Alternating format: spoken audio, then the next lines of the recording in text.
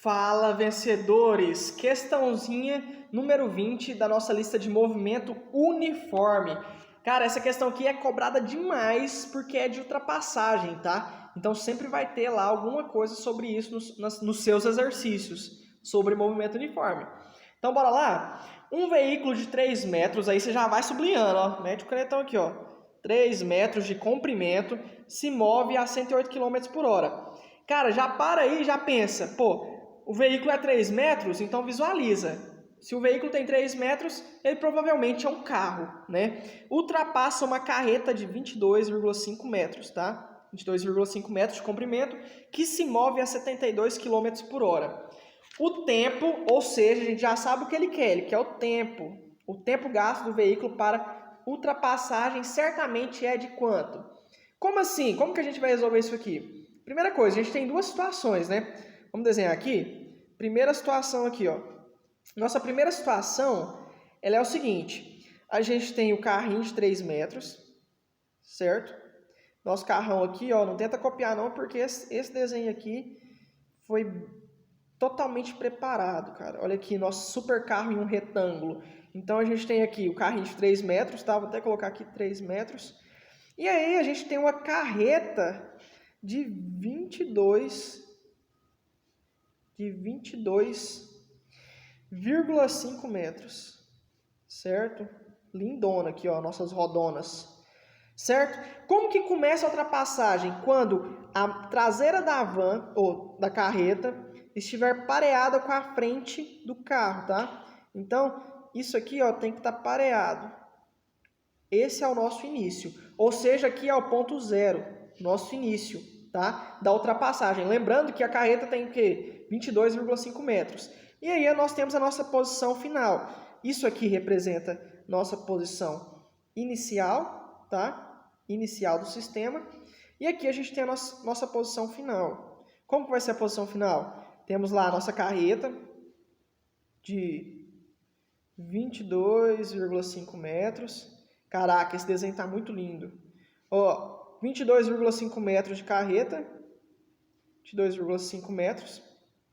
Beleza? E aí a gente tem na nossa posição final quando a bundinha do carro ultrapassa a frente da carreta. Ou seja, nosso carrinho aqui, ó, de 3 metros, vou até colocar 3 metros, quando ele ultrapassa essa ponta aqui, ó, essa frente da carreta, é a nossa posição final. Ou seja, aqui a gente tinha a nossa posição inicial, né, 0, e aqui, ó, vai ser a final. Ou seja, qual que é a distância total desse percurso aqui, ó? Qual que é o deslocamento daqui que o carro vai fazer até ele encostar a frente do carro dele aqui nessa posição? Vai ser 22,5 mais 3, ou seja, 3 mais 2, 25. 25,5 metros. Essa é a distância total do sistema, tranquilo?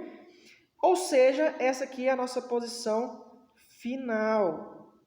Olha que coisa mais linda. Ou seja, agora que eu sei o ΔX, né, o ΔS, você que sabe como preferir chamar, eu gosto de chamar de X, sabe?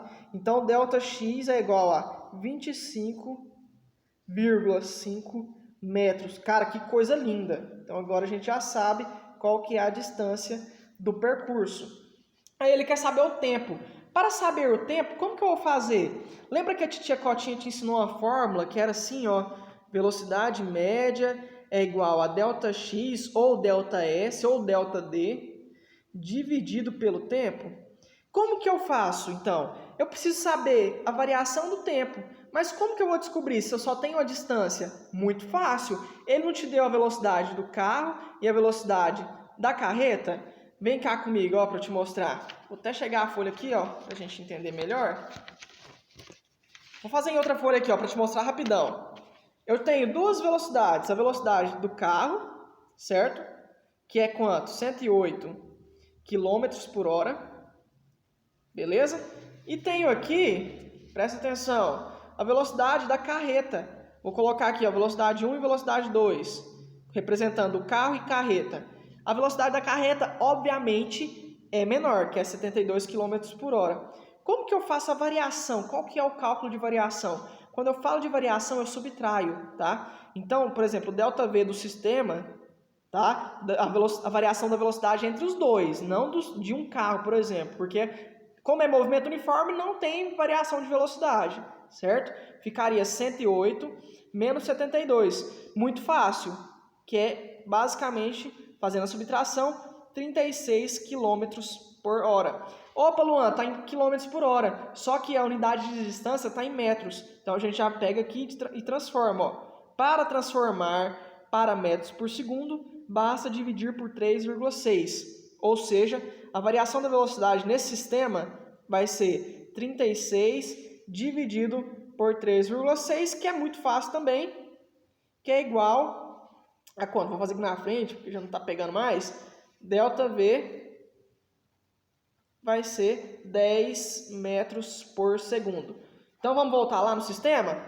Presta atenção. Nossa folhinha aqui está mostrando então a velocidade total do sistema. Vou fazer um risquinho aqui só para a gente dividir e não se atrapalhar. Olha aqui, velocidade média que a gente já tem, que é quanto? A gente tinha achado lá 10 metros por segundo. Então vou até fazer esse V virar um 10 aqui, ó. Onde tiver velocidade a gente vai colocar 10. Certo? Igual a ΔX, que é 25,5, dividido pelo tempo. Como que eu vou isolar o tempo? Se ele está dividindo aqui nesse sistema, ele pode passar para o outro lado multiplicando. Só que olha que fácil, a gente pode simplesmente inverter esses dois. O 10 vai passar dividindo e o que está dividindo, que é o ΔT, vai passar multiplicando. Fica como então? Olha para cá. Vai ficar o seguinte. Vai ficar ΔT, que é igual a 25, a gente conserva o 25,5, né? Dividido pelo tempo, que é quanto? 10. Perdão, pela velocidade, que é 10. Aí fica fácil. Olha para cá. O tempo, basta eu passar essa vírgula que está aqui na direita para a esquerda. Olha, se a gente está dividindo uma casinha aqui com 10, então vai ficar 2,55. Aí nas alternativas tem assim, ó, letra A, menor que 1,6? Não. B, menor que 2,6 segundos? Então, alternativa B, menor que 2,6 segundos. Tranquilo? Então, alternativa B. Valeu, abraço, hein?